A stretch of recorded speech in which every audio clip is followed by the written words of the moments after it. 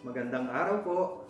By the way, my name is George and welcome to Iwan's Kitchen, Dubai. So, basically, this is my first ever vlogging or recording myself to cook something or doing something. Since lockdown po ngayon, I'm looking for something to make myself busy dito sa loob lang ng bahay.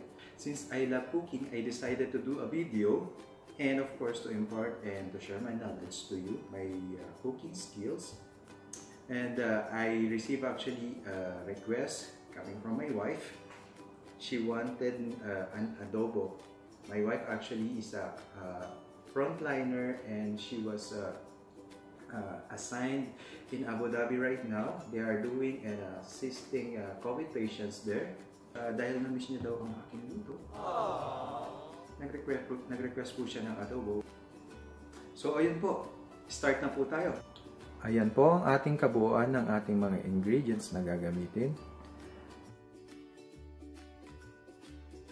Unang gagawin po, papainitan po natin ang ating pan. And then ilalagay po natin ang mantika para igisa po natin ang bawang at sibuyas. So una po, buksan po natin ang ating kalan. Yun. And then ilagay po natin ang ating canola oil.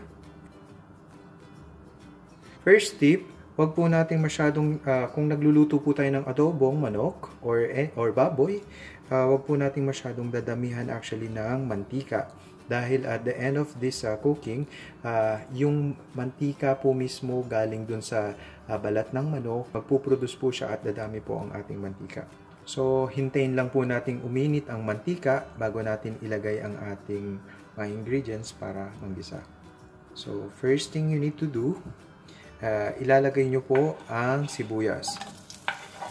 Ayan. Bakit po ang sibuyas? Ang sibuyas po kasi is medyo matagal siyang masunog kumpara sa bawang, no?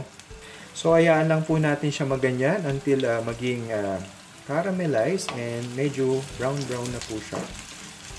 Naglagay po ako actually ng ginger, luya. Kasi ang ginger, nagbibigay po siya ng additional flavor sa ating adobo. At the same time, ito pong ginger is pampatanggal po siya ng lansa dun sa ating manok. So, and then, next po na po natin ang ating bawang. Pinakahuli na po natin inilagay ang ating bawang kasi ang bawang po is medyo madali po siyang masunog. So, at this point, maglalagay po ako ng powder pepper. So, ganyan po ako actually magluto. Nilalagay ko siya sa ginisa. At the same time, naluluto at napiprito din yung pepper para sa akin it adds different flavor kasi. Ayan po. So, at this point po, ilalagay po natin ang ating chicken.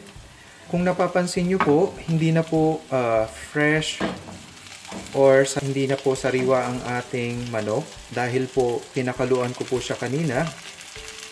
So, binili ko po yung chicken sa grocery. Kahit saan naman po, bibili po kayo sa palengke, ganon. Kasi kaya ko siya pinapakuluan for some reason na nag-iingat po ako kasi hindi ko naman po sigurado kung ano po ang inilagay nilang preservatives or anything para maging fresh the whole time yung kanilang chicken. At this point, haluin na po natin siyang ganyan. Ginagawa ko po actually, hinahayaan ko lang po yung chicken ko na ganyan sa mantika para po medyo ma-fry po siya ng a little bit. And then, para sa akin kasi, it adds additional taste para dun sa ating adobo. So, takpan lang po muna natin. And then, make sure po, wag pong masyadong malakas yung ating apoy para hindi po siya masunog. So, balikan po natin siya. So, at this point, pwede na po siya. Haluin po natin siya ng konti. Ayan. At this point, ilagay po natin yung ating peppercorn. Gustong-gusto ko po madaming peppercorn dito sa ating adobo. Mahilig po kasi ako sa maraming pepper para gustong-gusto ko, lasang-lasa ko talaga siya. Next po is the bay leaves or daon ng laurel. Okay. And then, at this point, pwede na po nating ilagay ang ating suka for about half of cup.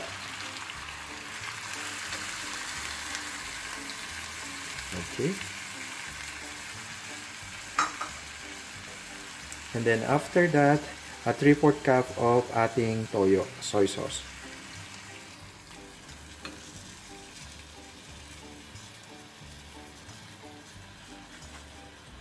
At this moment, pwede po tayong maglagay ng konting water para po madagdagan po yung liquid ng ating sauce habang pinapakuluan natin siya. At the same time, hindi po siya matutuyo agad. Okay. Haluan lang po siya natin ng konti. Halo-halo lang po ng konti. So, habang pinapakuluan po natin ang ating adobo, medyo magkwentuhan muna po na tayo ng konti. Actually, ang asawa ko po is frontliner, di ba po? Nasabi ko po a while ago. So, medyo mahirap po para sa aming dalawa, magkahiwalay kami. At the same time, baby namin, shoutout sa aking anak, na si Dane Gabriel, naalaga ni Ma'am Shin niya sa Manila. So, ayun po. Medyo mahirap po maghiwalay actually sa panahon ngayon dahil sa mga nangyayari sa panahon natin. Pero dahil sa aming mga pangarap, sa aming mga pamilya, future, tinitiis po namin. Ako po, naka-force leave po ako, no salary, no pay. No work, no pay. No salary, no pay. No work, no pay po ako ngayon. Force leave without pay. And then, siya, na-destino po siya sa mga COVID patients. So, hindi po madali. So, kaya ngayon, kaya kong gawin para sa kanya is ipagluto po siya kung anong mga request niya. Actually, marami po siyang mga request which is ipapakita ko sa mga next episodes ng ating video. Ay yung mga hindi madadaling masira. So, pwede mo siyang makainin mga after a few days. Hanggang ilagay lang sa ref and then initin. Ganon.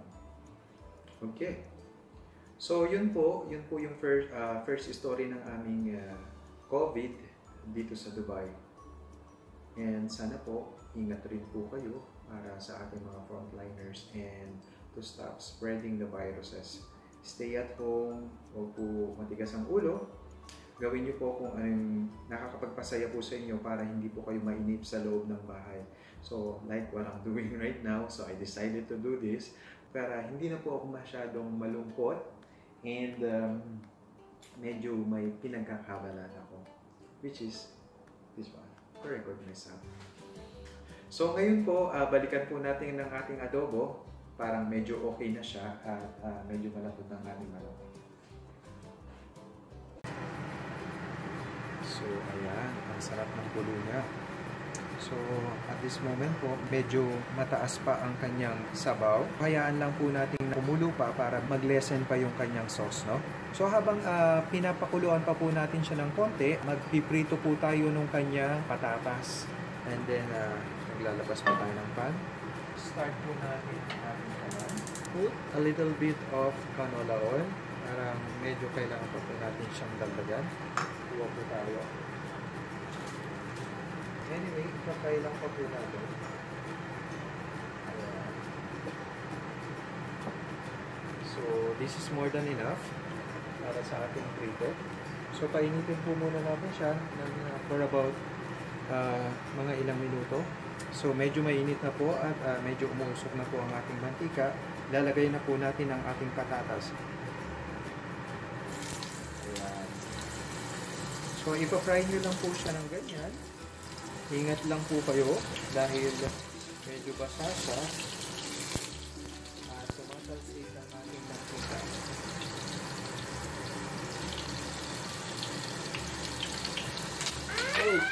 Oy! That's not good. Okay.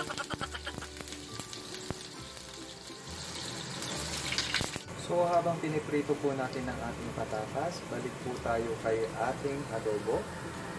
So actually, hinaan ko yung apoy para hindi siya medyo masunog while we are frying our potatoes. Next po, maglalagay po ako ng half of teaspoon na sugar. Kita niyo po ba? Ayan. Half of teaspoon na sugar. Bakit po? Para po mag-balance po ang ating alat and then asin po ng ating suka. Sa ngayon, haluin po natin siya ng konti. Dahan-dahan lang po para hindi naman medyo madurog ang ating karne. Actually, hindi naman siya actually sobrang lambot. But to make sure, be careful lang po para maganda po yung presentation natin. So at this moment po, maglalagay po ako ng egg. So para po meron po tayong extender. Hindi ko po alam actually kung bakit naglalagay po tayo ng egg sa adobo. Pero nakita ko po na maganda siya. Masarap. Natutunan ko po ito actually sa aking asawa. So naglalagay siya ng egg. Original kasi hindi naman po ako naglalagay ng egg. So ginaya ko po yung kanya, which is I found it very good. So medyo haluin po natin para makuha po ng konting lasa yung balat ng ating bread. Ayan.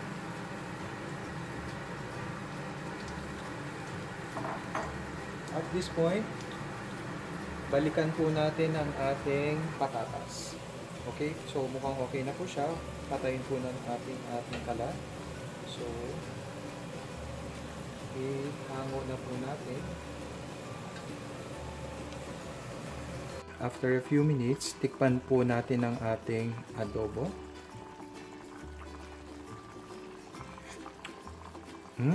Perfect po. Hindi po maalat, hindi po maasim. Saktong-sakto lang po. Lagay na po natin ang ating patatas. Ihalo lang po natin siya. And then after a few minutes, pwede na po natin siyang patayin yung apoy. And ready for serving. Tapos na po ang ating adobo. Haluin po siya natin ng konti.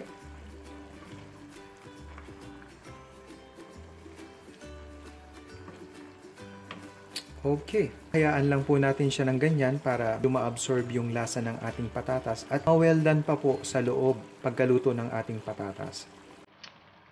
Ayan. So, titikman po natin.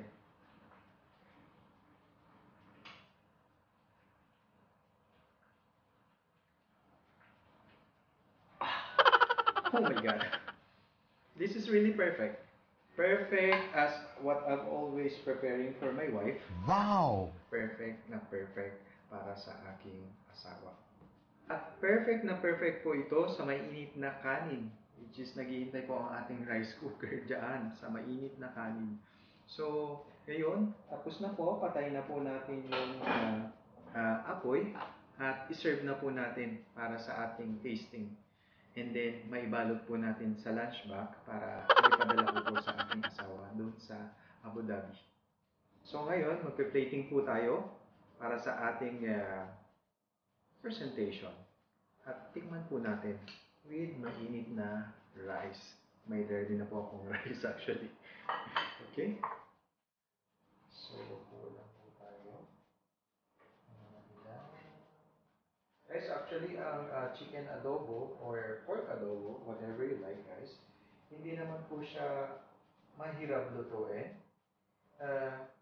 Pero kung ako po sa inyo, maglagay po kayo ng twist.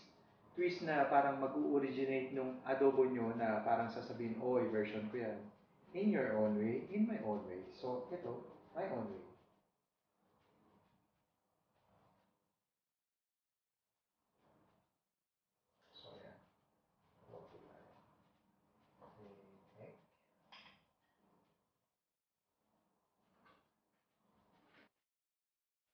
My chicken adobo. Ayan, kainin na po natin. Tikman po natin. Oops, wala po ako kutsara tinidor. Okay, excited. So, set it aside. So, tuwin po natin. Kuha lang po tayo ng isang piraso.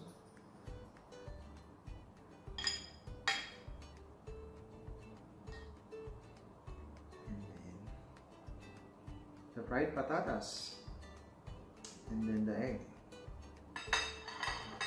Let's keep some sauce.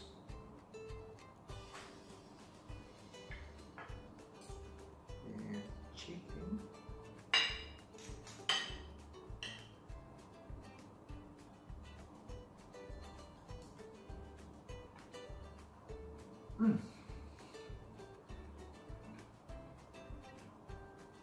The best. The best po. Perfect po siya. Hindi siya maalat, nor hindi siya maasim, hindi rin siya malansa. Perfect na perfect. So try po natin ang ating patatas. Medyo crunchy pa yung ating patatas.